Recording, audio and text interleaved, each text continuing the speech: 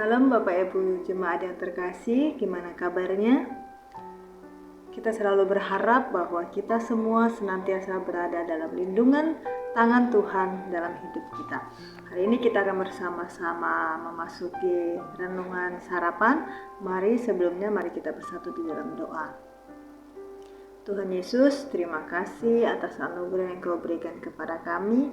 Kami bersyukur hari ini kami boleh dibangun kembali, boleh diberikan kesehatan kembali, boleh diberi kesempatan kembali untuk menjalani hari yang baru ini. Tuhan, sebelum kami memulai hari kami ingin bersama-sama menyiapkan hati kami, merenung dan membacakan firman-Mu. Tuhan, siapkan hati kami, berbicaralah bagi kami Tuhan, agar di dalam menjalani kehidupan kami sepanjang hari ini, sungguh firman-Mu yang menuntun langkah kami. Ini doa kami Tuhan, di dalam nama Tuhan Yesus kami berdoa. Amin.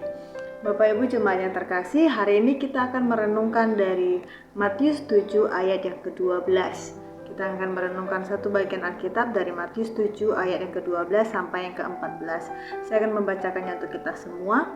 Matius 7 ayat 12 sampai 14 berbunyi demikian. Segala sesuatu yang kamu kehendaki supaya orang perbuat kepada kamu, perbuatlah demikian juga kepada mereka.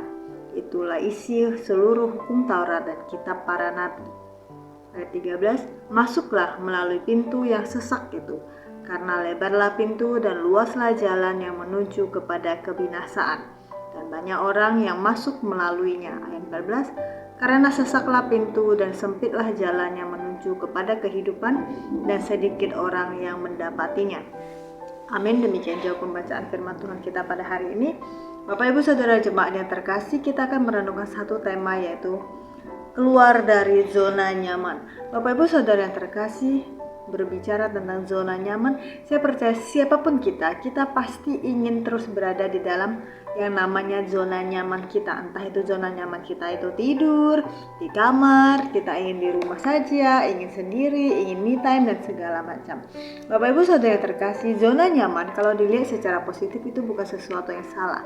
Tetapi zona nyaman, kalau kita terus-terusan mengandalkan zona nyaman, kita akan menjadi pribadi yang tidak bisa berkembang dengan baik. Bapak Ibu Saudara yang terkasih, zona yang paling berbahaya di dalam menjalani kehidupan adalah zona nyaman. Kenapa? Kalau kita sudah nyaman di zona itu, kita tidak akan mau berpindah ke zona yang lain. Kenapa? Karena kita sudah nyaman di situ.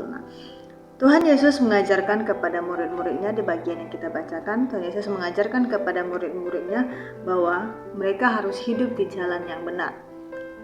Hidup di jalan yang benar itu harus bagaimana? Itu harus berani meninggalkan zona nyaman mereka. Bapak Ibu Saudara yang terkasih, zona nyaman kalau kita bisa menikmatinya dengan baik itu sesuatu yang baik. Tapi kalau keterusan kita akan terjebak di dalam zona nyaman, dan itu akan menjadi berbahaya bagi setiap kita. Hari ini kita akan belajar setidaknya ada 2 poin dari firman Tuhan ini yang mengajarkan kita bagaimana kita bisa keluar dari zona nyaman itu. Yang pertama terdapat di ayat yang ke-12 berbunyi demikian. Segala sesuatu yang kamu kehendaki supaya orang perbuat kepada kamu, perbuatlah demikian juga kepada mereka. Itulah isi seluruh hukum Taurat dan kitab para nabi. Bapak Ibu Saudara yang terkasih, ketika kita mau keluar dari zona nyaman yang kita miliki saat ini, hal yang perlu kita pelajari yaitu kita harus berani menjadi contoh terlebih dahulu. Bapak Ibu Saudara terkasih, ketika kita menginginkan sesuatu, kita tidak selalu bisa berharap bahwa orang lain akan memberikannya itu kepada kita. Kita yang harus menggerakkan itu, mencari cara, kita yang harus bergerak terlebih dahulu untuk mendapatkan itu, baru kemudian orang akan melihat, oh ternyata gerakan begini akan mendapatkan begini. Bapak Ibu Saudara terkasih, kita tidak bisa selalu namanya menunggu gerakan dari orang lain. Contohnya Bapak Ibu, kita tidak bisa selalu meminta orang mengasihi kita kalau kita sendiri tidak menunjukkan kita mengasihi mereka. Kita tidak selalu bisa memaksa orang lain untuk memandang kita sebagai orang yang berharga kalau kita tidak memandang orang lain itu berharga. Bapak Ibu Saudara terkasih, segala sesuatu harus muncul dari diri kita terlebih dahulu, baru bisa itu diadopsi oleh orang lain. Bapak Ibu Saudara terkasih, ketika kita berani menjadikan diri kita menjadi contoh bagi orang lain, maka kita sudah bisa sedikit demi sedikit keluar dari zona nyaman kita. Hidup kita bisa lebih berkembang, bisa menjadi lebih efektif, dan bisa menjadi berkat bagi orang-orang di sekitar kita. Namun kalau ditanya itu sesuatu yang sulit, Bapak Ibu Saudara terkasih, saya percaya kita adalah orang yang suka tantangan. Namanya sulit bukan berarti tidak bisa Bapak Ibu. Sulit itu akan jadi bisa kalau kita mau melakukannya. Saya selalu menanamkan dalam diri saya bahwa segala sesuatu itu mungkin dan bisa saja kalau saya mau.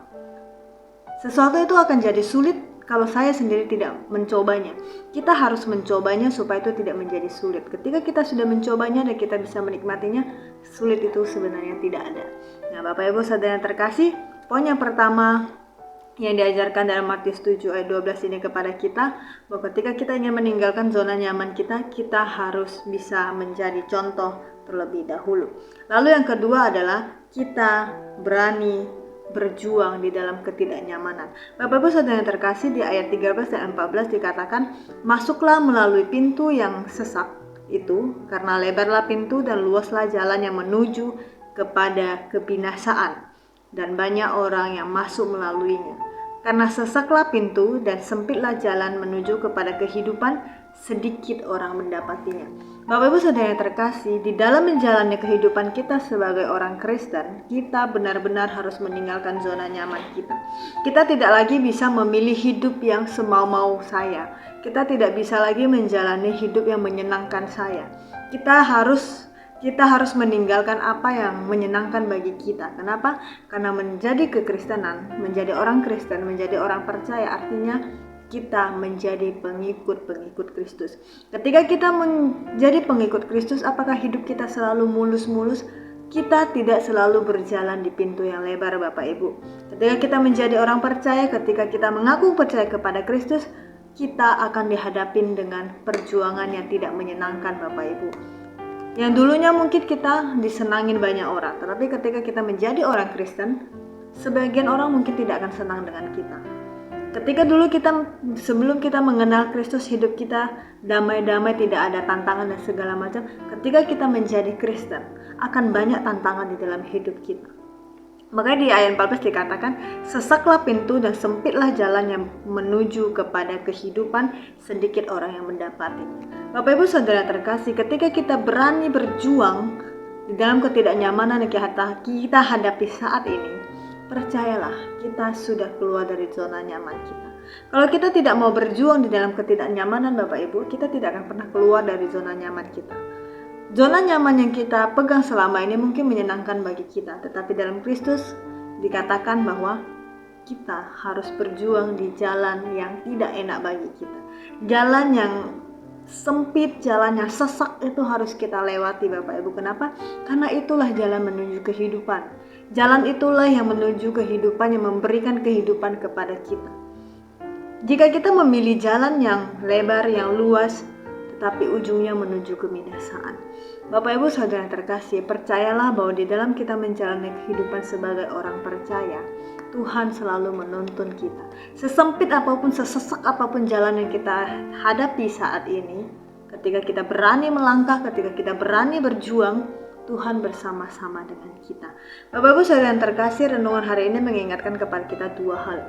Bahwa ketika kita menjadi pribadi yang siap meninggalkan zona nyaman kita, yang pertama yang kita harus lakukan adalah kita harus siap menjadikan hidup kita sebagai contoh bagi orang-orang di sekitar kita. Kita harus melakukan terlebih dahulu, kita harus bergerak terlebih dahulu, dan kita harus mau melatih diri kita untuk menjadi contoh terlebih dahulu bagi orang lain.